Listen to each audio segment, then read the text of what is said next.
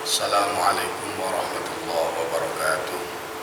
Di antara tanda-tanda seseorang dikehendaki baik oleh Allah Subhanahu wa Ta'ala, ditumbuhkannya semangat di dalam hatinya untuk mencari ilmu, untuk memahami pengetahuan agama. Hal ini senada dengan sebuah sabda Rasulullah sallallahu alaihi wasallam di dalam sebuah hadis sahih yang diriwayatkan oleh Imam Bukhari dan Imam Muslim, "May yuridillahu bi khairan yufaqihu fid-din." Barang siapa yang Allah berkehendak baik kepadanya, maka Allah akan memahamkannya terhadap ilmu agama. Mengapa demikian, hadirin para jamaah yang dirahmati Allah Subhanahu wa Ta'ala?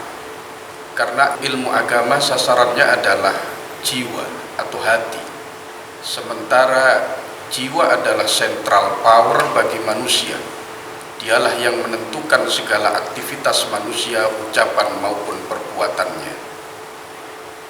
Baik dan buruk dari seluruh aktivitas manusia ditentukan oleh baik dan buruk jiwa dan hatinya. Hal ini ditegaskan oleh baginda Rasulullah sallallahu alaihi wasallam di dalam sebuah hadis sahih yang diriwayatkan oleh An-Nu'man bin Bashir.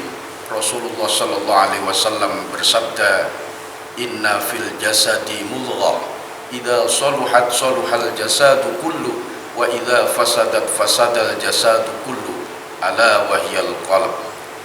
Sesungguhnya di dalam tubuh itu terdapat segumpal daging.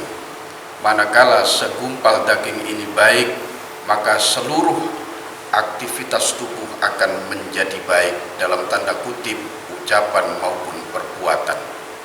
Sebaliknya, ketika segumpal daging ini buruk, maka buruk pula seluruh aktivitas tubuh. Ingatlah, itu adalah hati manusia. Ma'asyiral muslimin rahimakumullah, para jamaah yang dirahmati Allah Subhanahu wa Ta'ala.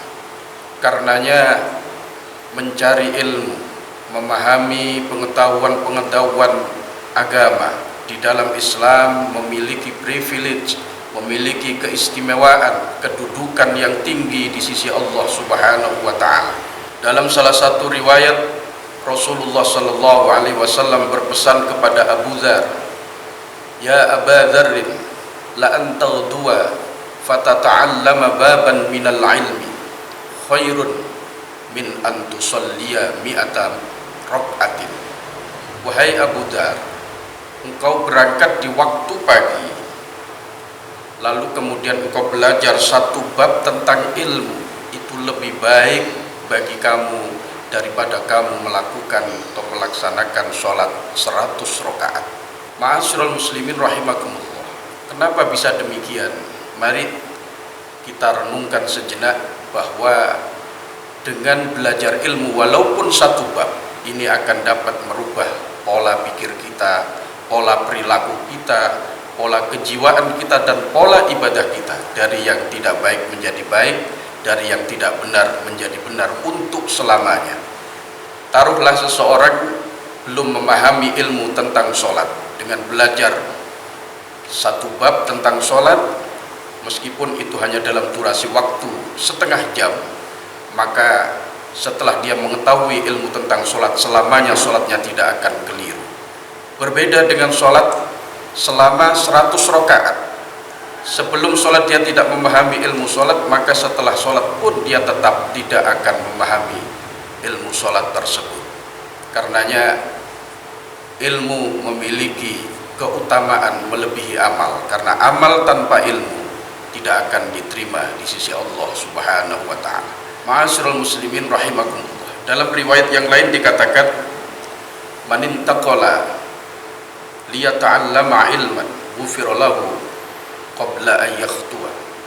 Barang siapa yang berpindah dari satu tempat ke tempat yang lain, dari rumahnya ke majelis ilmu untuk belajar ilmu, maka sebelum dia melangkahkan kaki, dia diampuni dosa-dosanya oleh Allah Subhanahu wa Ta'ala. Karena itu saya mengajak, mari kita hidupkan majelis-majelis ilmu yang ada di sekitar kita, kita hadiri majelis-majelis kajian ilmu agama agar kita mendapatkan rahmat dari Allah Subhanahu wa taala. Sekian dan demikian, mudah-mudahan bermanfaat.